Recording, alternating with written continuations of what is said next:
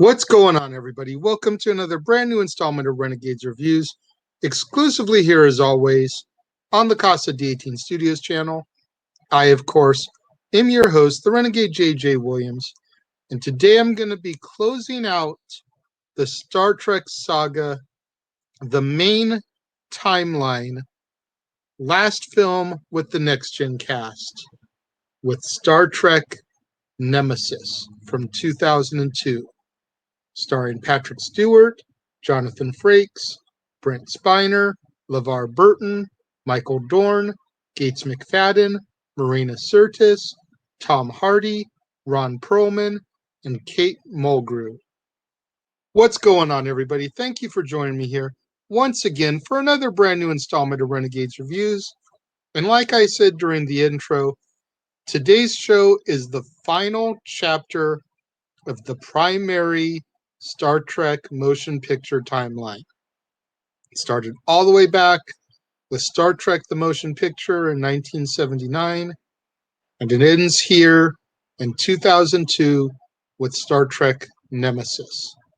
Now, yes, there are 3 more Star Trek films that I will be touching on the last 3 days here of the month, but those are an alternate timeline known as the Kelvin timeline, and that'll be Star Trek from 2009, the reboot, along with Star Trek Into Darkness and Star Trek Beyond.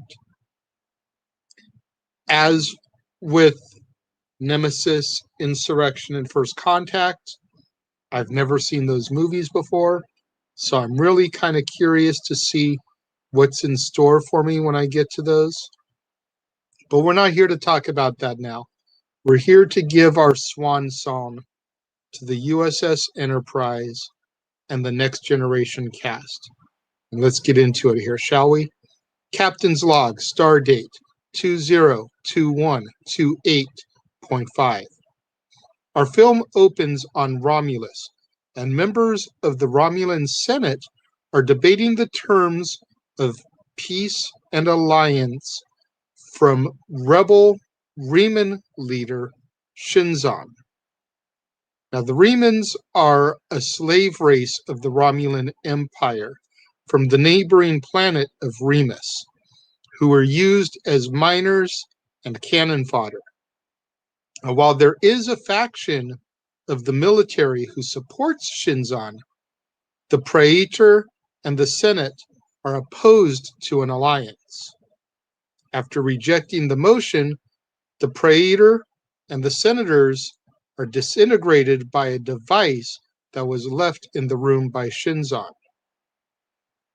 Meanwhile, the crew of the Starship Enterprise are attending the wedding and reception of First Officer Commander William Riker and Counselor Deanna Troi. The android Data serenades the couple with the rendition of Blue Skies by Irving Berlin. En route to the ceremony, they discover an energy reading on the planet Colaris 3, which is near the Romulan neutral zone. Captain Jean-Luc Picard, Worf, and Data land on the planet and discover the remnants of an android named B4, who is virtually an exact replica of Data. The crew deduce that it was an earlier prototype of Data, and the trio flee the planet as a result of being attacked by some unknown inhabitants. The Enterprise is ordered to go on a diplomatic mission to Romulus, where Shinzon has taken over the Empire and professes a desire for peace with the Federation. Upon arrival, they discover that Shinzon is a clone of Picard, secretly created by the Romulans in order to plant a high-ranking spy within the Federation. However, the project was abandoned when Shinzon was still a child, and with him being left on Remus to die a slave. After many years, Shinzon became a leader of the Remans and constructed a heavily armed flagship, the Scimitar. The Enterprise crew discover that the Scimitar is producing low levels of a deadly Thalaron radiation.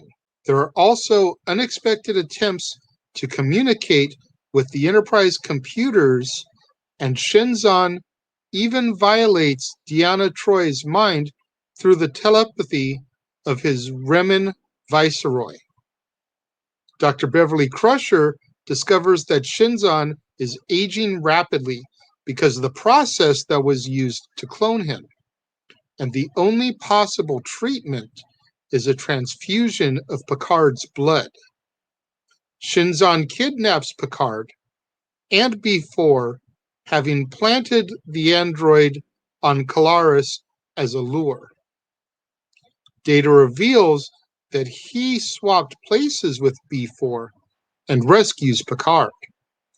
They determine that Shinzon plans to use the warship in order to invade the Federation and use its Thalaron radiation generation to eradicate all life.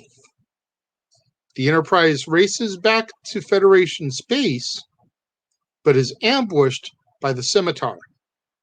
Despite the aid of 2 Romulan warbirds, the Enterprise is heavily damaged. Picard rams the Scimitar with the Enterprise, crippling both ships, and Shinzon activates the Thalaron weapon, and Picard boards the Scimitar alone in order to face Shinzon. Picard kills Shinzon by impaling him on a metal strut. With the Enterprise's transporters damaged, Data leaps the distance between the 2 ships, equipped with an emergency transporter, and beams Picard off the ship. Data then sacrifices himself to destroy the Thalaron generator and the Scimitar with it. The crew, of course, mourns the loss of Data, and the surviving Romulan commander offers them her gratitude for saving the Romulan Empire. We go back to Earth, and Picard bids farewell to Riker as he leaves to take command of his very own ship, the USS Titan. Picard meets with B4 and discovers that Data downloaded the engrams of his neural net into B4 before he boarded the Scimitar. And as Picard leaves B4's quarters, B4 begins to sing Blue Skies by Irving Berlin, and Picard just smiles as our film and our saga comes to its close.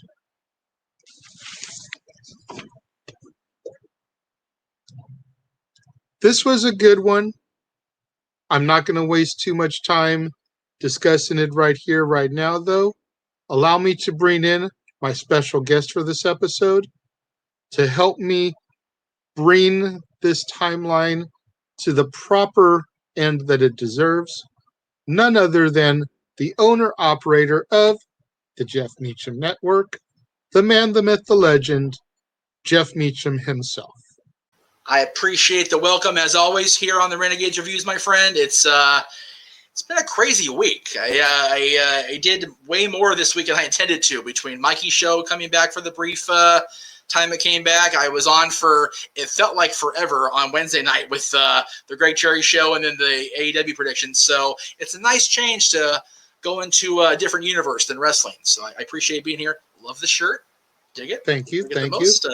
Very Cool. I gotta say, I kind of like the way the boxes here worked. It looks like you're right above the seat. Yes. I'm a little off center on mine, but you're like right there. Just looking over Data's shoulder like, motherfucker, you better be doing your job. Anyway, well, he definitely did the JOB in this one, didn't he? Wow. Woo! Look out. All right. I mean, done just getting put ahead of himself up ourselves. and shit. Yes, for real.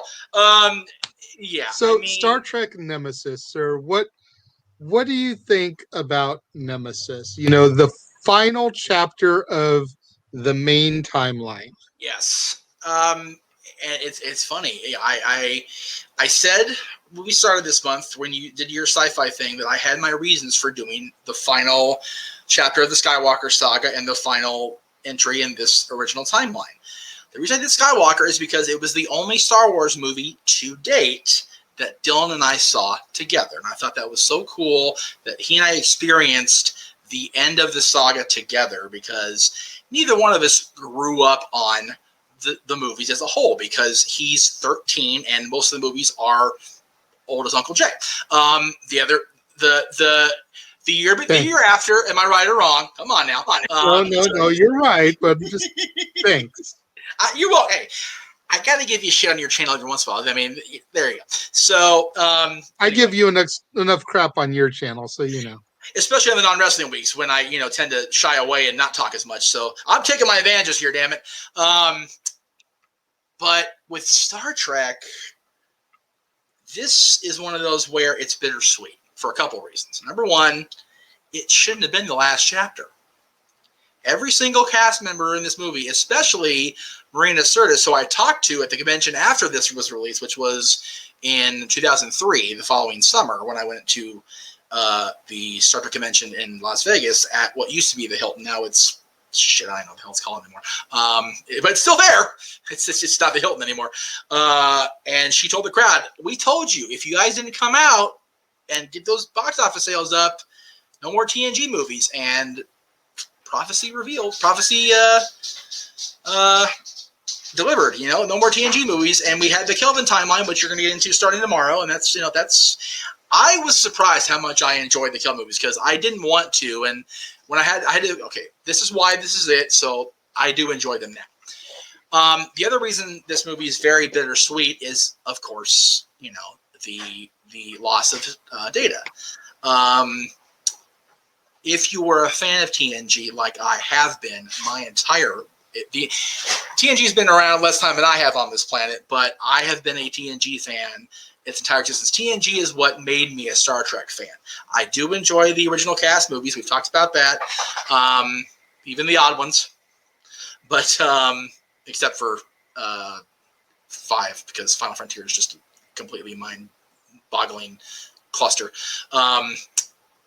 But this one is hard, and if you have continued watching the story that has become Picard over on Paramount Plus, you know that while Data did experience his physical passing here, spoiler alert for you fans who haven't watched, I'll give you a couple seconds to click, fast forward here if you're watching on demand.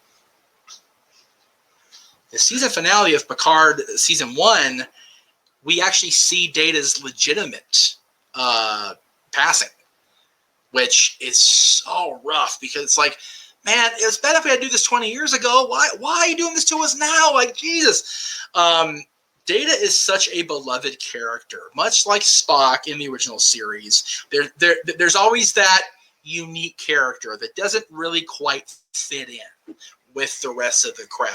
And what's really funny, ironically recall it, is both characters experience on-screen deaths in their particular movie sagas, except that Data's was very finite. It was like, he's not coming back unless you read the books or the comics or the video games and you get really into it, which even I haven't done.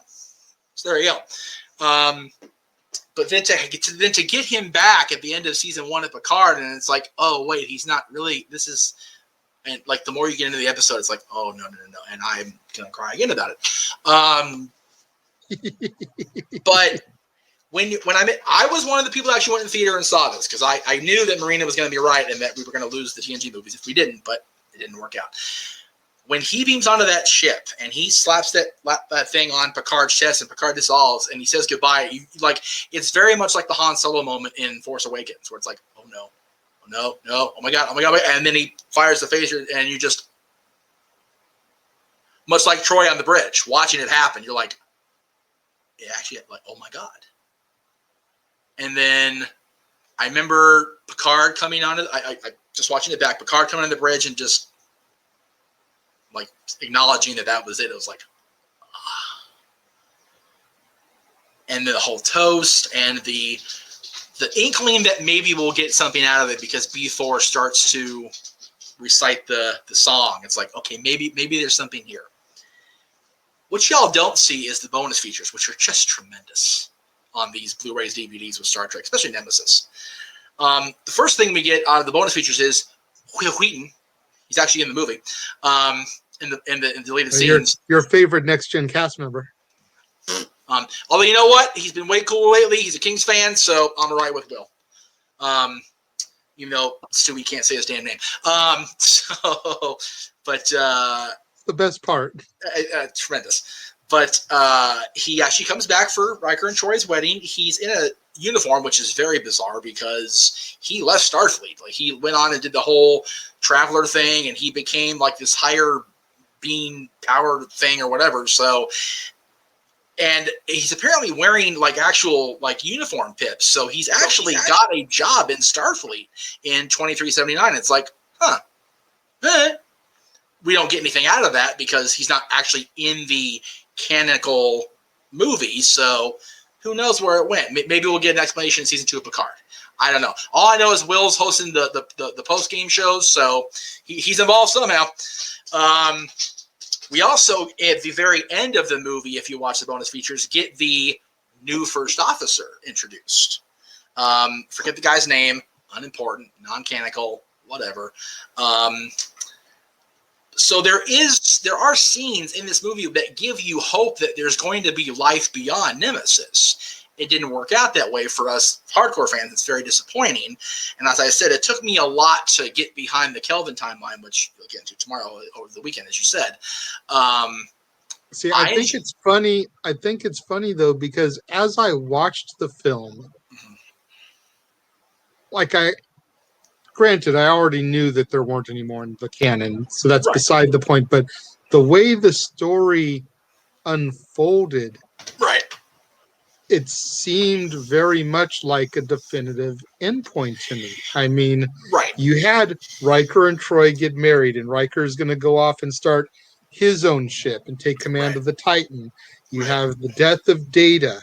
You've got, all these little things, and it just seemed like a perfect end. And there's no way they could have known that the box office was going to suck donkey balls when they edited everything together to put that presentation in the theaters. And the presentation that they gave us really made it seem like this was it. I mean, you got to figure Patrick was already being freaking Charles Xavier by the time this came out. Yes. So he already had a whole other saga that he was doing and, educating people and teaching and being that mentor figure that Picard was on the Enterprise and that Charles Xavier was with his school for gifted students. Right. So it really just kind of felt as I was watching it like it was meant to be a definitive end. Right, and as you've told me, you have not seen the last 3 movies. So the fact that you're really for the first time the whole way through, if that's what you got out of it, that makes complete sense to me. There was a lot of finality in the script, no question about it. And I get that the deleted scenes, and I didn't watch those. I guess, but I guess if it had performed well enough at the box office, there always could have been an alternative cut released with some of those scenes inserted to then, okay, well, here's where we're going to go with the next one. Here's these scenes that we took out because we kind of had a feeling this was going to be it, but y'all showed up in droves, so alternative cut, here's where we're going to go from here. Right. But it really felt like a definite end. And, the star power, you think about how Part 6, knowing that was going to be the swan song for the original crew and all the stars that were in it. Oh, yeah. And then you think about the people that they had in this one, Ron Perlman, who's gone on to be Hellboy. Yep. You've got Tom Hardy, who was still cutting his teeth. We're talking, before Bane. 10 years before Bane. Yeah. Before Venom. Before Mad Max Fury Road. Yep. I was completely mind blown when I realized it was Tom Hardy. Yeah. And then I'm reading, why they cast him, because they wanted someone who looked like Stewart 25 years younger. And I'm looking at him and I'm like, holy shit, I can see it. Oh, yeah. Especially that shot of the Academy in the uniform. It's like, damn, like, that's spot on. You know, and then there was the appearance by Captain Janeway. Admiral Janeway. Admiral, yes. I still know her as Captain. I know that she had like moved up in rank, but you know, so there was that little Easter egg, like maybe another movie could have had her playing a bigger part. Yep. You know, much like how Generations had Kirk and Chekhov and Scotty kind of passing the torch to Next Gen. Well, here was Janeway to kind of maybe pick up for the next one if they had so desired. Yep. And of course, Whoopi was in this one, which we hadn't seen her since the 7th one. That was kind of cool to see Whoopi come back for the finale. That was nice. Yeah. Like I said, you know, Will Wheaton had a cameo, even though his scene was deleted. You know, so there was a lot of little pieces that kind of made it feel like finality. Yeah, I think Will appears in the scene in the mechanical version. He's just like way at the end of the table, where if you blink, you miss Wesley at the table, which is fine by me because shut up, Wesley. But I gotta do it once. I love that whole wedding scene, and Worf's just completely schlacked on Romulan ale. And it's like, did we not learn from the original crew? Why you drink the Romulans and you hate the Romulans, Worf? What's wrong with you? Why you do you so bad for? Just tremendous. Honestly, that was my favorite part of the whole movie was the wedding. Ale should be illegal. It is. especially after seeing them rekindle their relationship in Insurrection. Yes. And then to see, granted, the beard was back. Yeah, I kind of liked clean shaven Riker. The few episodes of Next Gen that I do remember watching was before he grew the beard. Season 1, yeah, exactly, yeah. So you know, when she made that comment in Insurrection about, you know, like, what's so funny is when she says that, if you're a true dork like I am, it was either season 6 or 7. I can't remember which one it was. There was an episode where they went back to this planet that Riker had like been a hero on an away mission and had saved the day and got himself the promotion that started his path, right? There was a transporter accident in the process. What Riker did indeed beam back to the ship. He also got beamed back to the planet. 2 separate William T. Rikers. So they rescue this Riker, full beard. Well, not quite as heavy as Will Riker's beard, but the guy who would become Thomas Riker at the end of the episode, he and Troy get busy, and he's got a beard. So maybe it's true she hasn't kissed the definitive Will Riker with a beard, but she's definitely kissed Will Riker with a beard. So lies, lies. And I picked up on that shit in 2002. I was like, she's a lying bitch. And I told her at the convention, I'm like, do you not remember? She goes, damn it. I'm like, I got you, Troy. She goes, yeah, I know. Everybody else did too. I'm like, okay, fine. So just good stuff. Just a little bit of Easter egg stuff that nobody else gets unless you're a complete dork like I am. But yeah, definitely finality involved. Like you said, definite feeling of whether it was intended to be the end or not. They made sure that they got, you know, they pulled a Brian Cage with the rest of it and got their shit in. Like everybody got their moment. Everybody got their, over the course of the 4 movies, got their moment throughout the course of that. Like, I mean, you know, God, that moment with Worf and Picard on the bridge in First Contact. Like, man, if ever I was convinced that Worf was going to smack Picard in his face, like, oh my God, like, heavy. But like little things like that over the course of the 4 movies really told the story very well. Yeah, I mentioned that with Mikey when I was talking with him on Generations about how it was really cool to see some of the secondary characters get a little bit more time in the sun, you know, a little time to shine. Definitely. I was a little bit disappointed that by the time Nemesis came around, Geordi was back to the implants. I had kind of hoped that the effects of the planet would last and, you know... Well, but you have to remember, unlike the Riker Troy thing, which was always under the surface, Worf even said that at the end of 9. everything else on the planet was going to regress to what it was. They made that very clear in the script. And granted, having LeVar be completely, full sight for a movie would have been a cool thing, but it wouldn't have really been Geordi. It would have just been like it also would have been like too different. And again, this is a Trekker going. So I get where you're coming from though, because it was a very cool moment.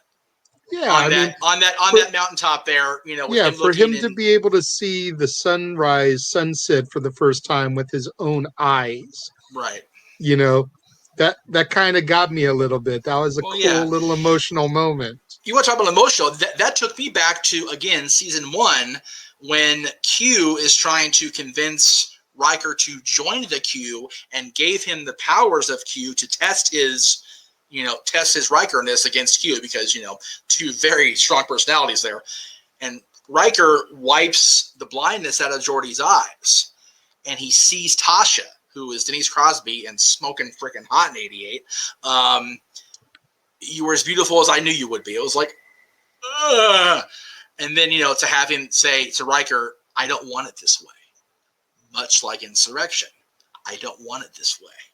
It's like, is there anybody more freaking humble and human than Geordi? I mean, it's bad enough if the dude had to be freaking Kunta Kinte and teach us all about reading and be an awesome human and reading Rainbow.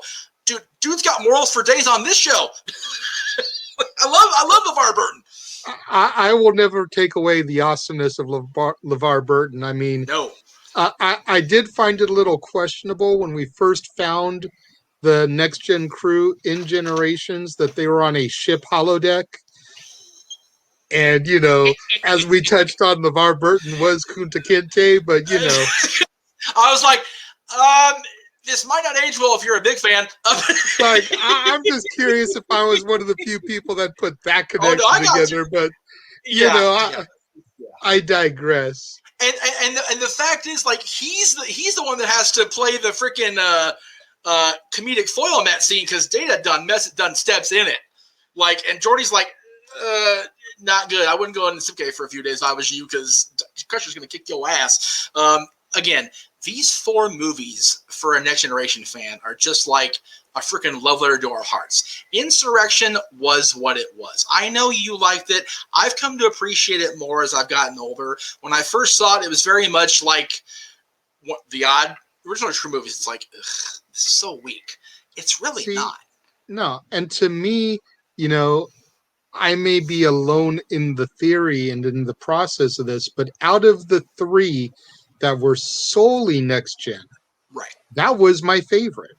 Okay, well, and like I talked about in my first Contact review, I don't know if you watched that one. I kind of felt like I did with the Wrath of Khan, and the fact that since I never really saw the episodes where Picard was assimilated, right, I was losing part of the whole emotional backstory. Definitely. Like, I've seen some of the footage of him in the Borg makeup. Like, I know it happened. Right. But I've never seen correct me if I'm wrong, it was a 2-parter. The season finale, season beginning. The summer cliffhanger at that, which was huge for Star Trek back then, because they never did that before. So it was very rare that any show did a summer cliffhanger before. Dallas notwithstanding, they did every goddamn year. But freaking. But yeah, because it was a season finale, then the season premiere was the second part of it. Right. But very good. Yes. And to be fair, they kind of weave that through the rest of the series. Remember, that was season 3 that season ended with him on the cliffhanger. So they had 4 more seasons where the Borg popped in and out, where Picard had to face his shit.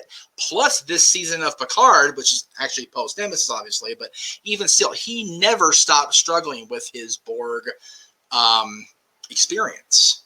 So, but yeah, if you haven't seen the episodes, it's less easy. I won't say it's completely difficult, but it's less easy to get emotionally involved, for sure. Much like Wrath of Khan, where, dude, Khan in Space Seed, he is who Chekhov described him as in the opening scene, where they find him, man. And just, that man became obsessed with the fact that he feels James T. Kirk did this to him on purpose. And there was no turning him away from that. And he did everything he could, including sacrificing himself and the very galaxy. If you really want to think about how they were going to do that Genesis thing at the end, he was like, nah, I don't give a shit. I want Kirk dead. And that's how Picard got in First Contact before Lily snapped his head on straight, if you'll recall. That soliloquy by Picard in that war room, man, ooh, powerful. This movie that we're talking about here, since we're actually talking about Nemesis and we're going 20 minutes, into the weeds here. It's okay. It's okay. I do apologize to my fans out there if we keep bouncing around from topic to topic of the movies, but when you have a saga that goes 10 films, right, it's really hard not to compare, contrast, and draw parallels to other films in the saga. So forgive me. We will try to get back to just focusing on Nemesis here, but I'm also sitting here for the first time in these films with my Star Trek guru. Right. So, much like I am his Jedi Master and he my Padawan. Yes. He is my Starfleet captain and I'm just his ensign. Right. So I appreciate that acknowledgement. Thank you. This film definitely hits me in all of my Star Trek feels. And like I said, I did not go see the 2009 reboot, alternate reality, whatever you want to call it, out of sheer spite because it wasn't my Star Trek. Yeah. Hashtag not my Star Trek. Much like I didn't go ride Winnie the Pooh ride for the longest time at Disney because they took away our country bears and it pissed me off. Still does, to be honest with you, but whatever. But I just feel like it didn't have to be the finale for the Next Gen crew, but since it was beautiful.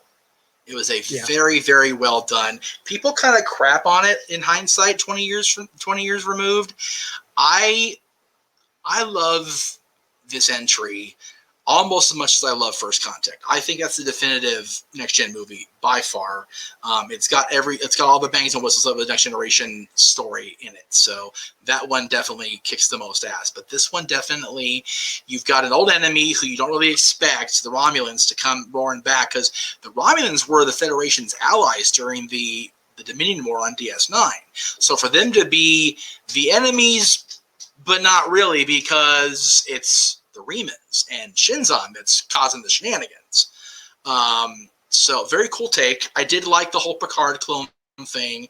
And again, Tom Hardy, like you said, cutting his teeth, man, just and very, very multifaceted. Like he's not two-faced, he's 20-faced. You have no idea where he's coming from for a good chunk of this.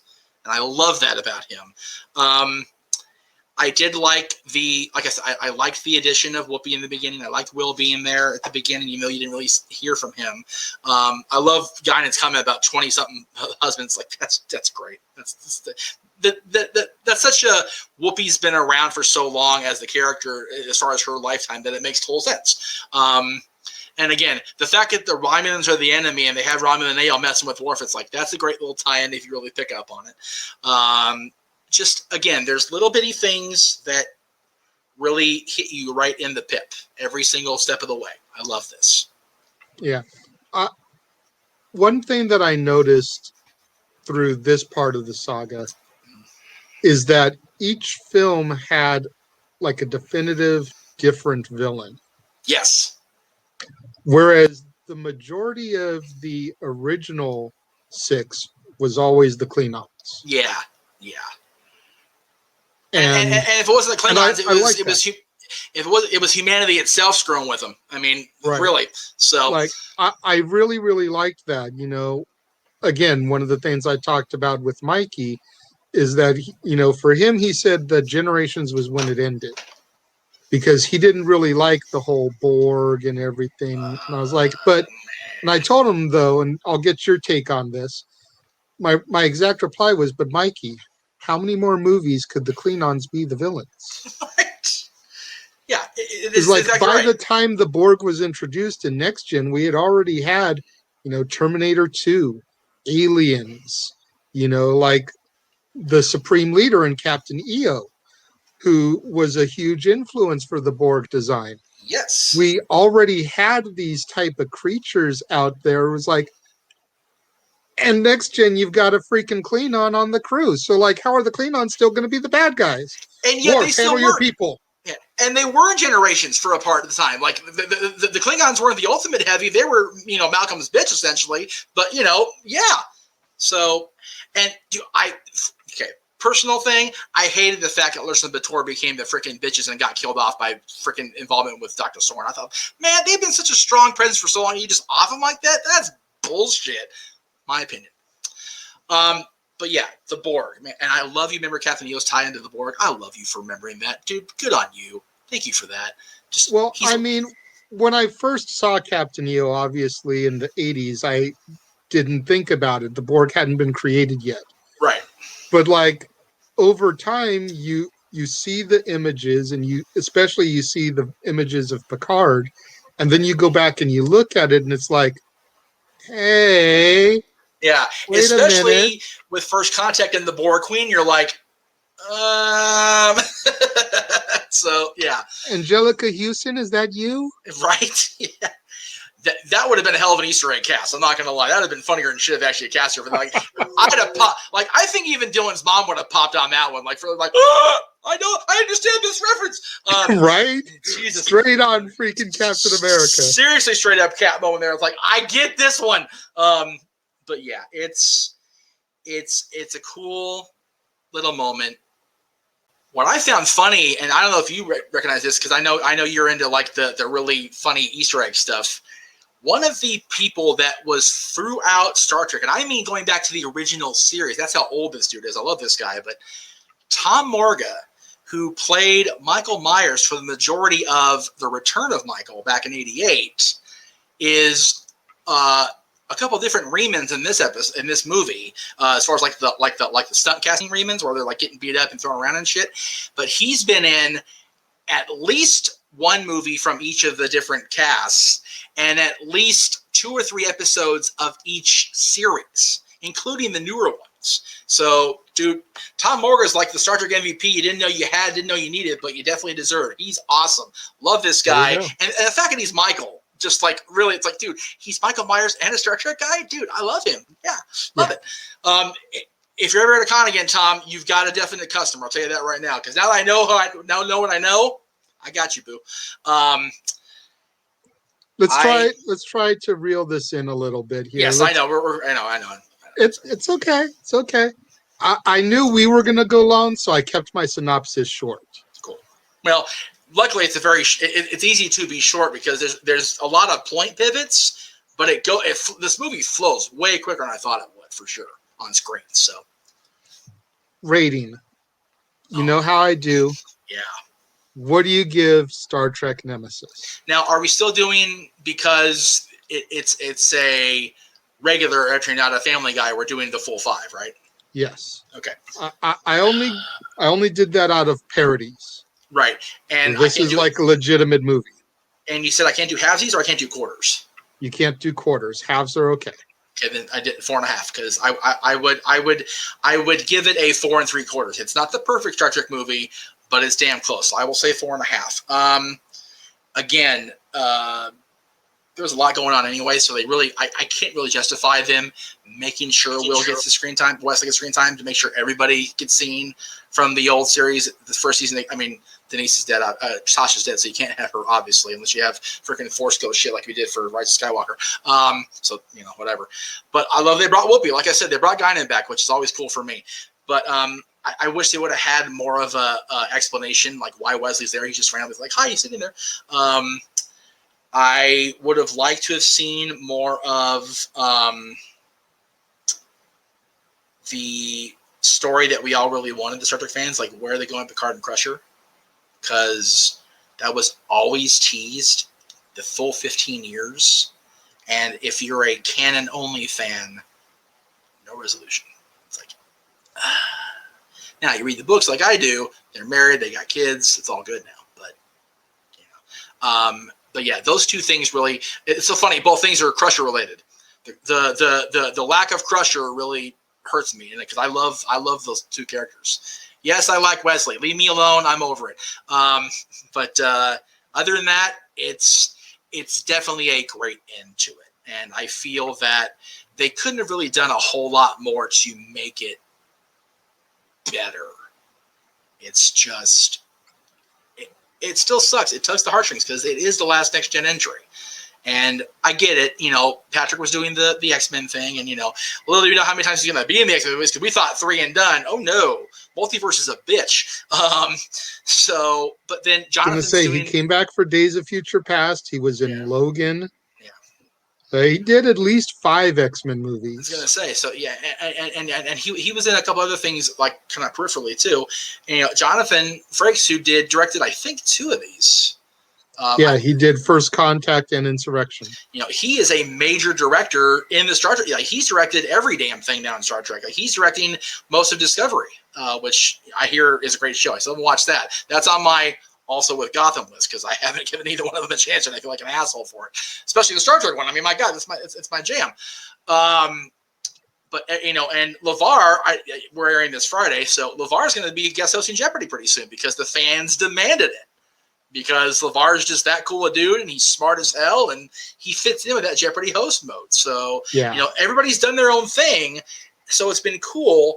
But with Picard now being a thing on Paramount Plus, we may start getting some, okay, what happened the last 20 years? We've gotten Picard's whole thing, but then we saw Riker and Troy. We got a definitive end to Data. So the bitterness of not having complete finality 20 years ago almost, and what makes it only 4.5 for me, maybe Paramount Plus's future involvement with Patrick Stewart and everybody will make me change my mind a year from now, 2 years from now, whatever the case may be. Sitting here now, 4.5. It's an interesting way to think about it because, obviously I haven't watched any of the Picard series. Right. But like if they can bring back, and they already have, like you said, brought back Riker and Troy and Data. Maybe in the future we can get an end to Geordi. Where did he go? Where did Worf go? Right. Bring Michael Dorn back in his Klingon makeup, put him in the chair for another 3 or 4 hours. Well, what's funny is, Worf had his ending on DS9 in 99. So I think it was before Insurrection premiered. I'll have to fact check that later. I'm not sure. Insurrection was 98. Okay, so and the Nemesis was 02. Okay, so 99 when DS9 ended, he became the Klingon ambassador, the Federation ambassador to Klingon Empire under Martok. So he had an ending of his story on TV, but he just happened to be passing through because he was going to the wedding for Riker and Troy on Beta Z. So he was part of this story. What happened with him with Martok? Like, God, there's so many. I mean, God, talk about pulling threads. There's so many loose ends on this shit. You think we're at a salon doing haircuts, like for real. So there's Geordi's story. There's Worf's story. The Crushers. Did Wesley and Ashley Judd get married? Damn it, I need to know these things. Did Ashley Judd come back like she said she was going to do on Letterman, and then she was a liar? I need to know these things. So, but yeah, with the finality not being final yet, 4.5. Okay. All of mine for Star Trek have fallen between 4 and 3. Oh, okay. None of them have I thought good enough to be 4.5 to 5. Right. So all of them have fallen like 4 stars, 3.5, or 3 stars. Just in that little range. Right. I think partially because I've never really been a Star Trek fanatic. Right. So for me to give 4 stars, that's damn good. Like, well, yeah, for real. Yeah, exactly. It hooked me. This one I put in the middle of all that. I give 3.5 to this one. I would say that's fair, given your scale there. I mean, I didn't enjoy it on the level that I enjoyed the original motion picture, Voyage Home, Generations. I didn't put it on the same level that I put, Wrath of Khan. And I think I even put First Contact at 3 stars because much of the same reason, not knowing the backstory and the TV episodes and everything. Right. But I put this kind of like middle of the pack there. I put this on the same level that I put Search for Spock and 6. And I believe I put Insurrection here too. And I said that was my favorite out of all of these. So Right. So for me to say that this ties Insurrection for the next gen crew. I feel that's pretty solid for me. I think for you, that's absolutely fair. I 100% agree with that. Make sure you guys get out there. Go on the social medias. Get those hashtags trending. Hashtag Casa D18 Studios. Hashtag Renegades Reviews. Hashtag Renegade Returns. Hashtag Jeff Meacham Network. And of course, the ever popular hashtag Shenanigans. We interrupt this episode of Renegades Reviews for an important announcement about merchandising. Merchandising? What's that? Merchandising. Come, I'll show you. Merchandising, where the real money's made. Make sure you go over to teespring.com/stores/Jeff Meacham Network for all the t-shirts you see here from the West Coast professor, Jeff Meacham himself. You can get shirts for the Jeff Meacham Network, Talk Wrestling, as well as the red and gold Meachamania shirts. And while you're there, don't forget to get your shirts of the Casa D18 Studios Brotherhood, the Dads on Wrestling shirt, the Renegade JJ Williams, Statboy Sports Bar, and the hashtag StatBoyApproved shirt. Make sure you go over to teespring.com/stores/Jeff Meacham Network and score your shirts today. Make sure you get out there. Do what that commercial just told you. Go to teespring.com/stores/Jeff Meacham Network for all your official merchandise of the Casa D18 Studios Brotherhood. Get you your Dad's Not Always on Wrestling shirt, the Renegade JJ Williams, Statboy Sports Bar, which unfortunately is temporarily closed, hashtag Statboy Approved, hashtag Shenanigans. Get you your official merchandise of the Jeff Meacham Network. 3 different designs of the logo for you to choose from, along with Meachamania, Talk Wrestling, and so much more. Tomorrow, right back here, exclusively on the Casa D18 Studios channel, I will be bringing you yet another brand new installment of Renegades Reviews, and we will be beginning the Kelvin timeline with the 2009 reboot of Star Trek. Definitely curious to see how that's going to go. I'm really curious, I'm going to be honest. Yeah, I know. Zachary Quinto. I was going to say. Spock. Yeah.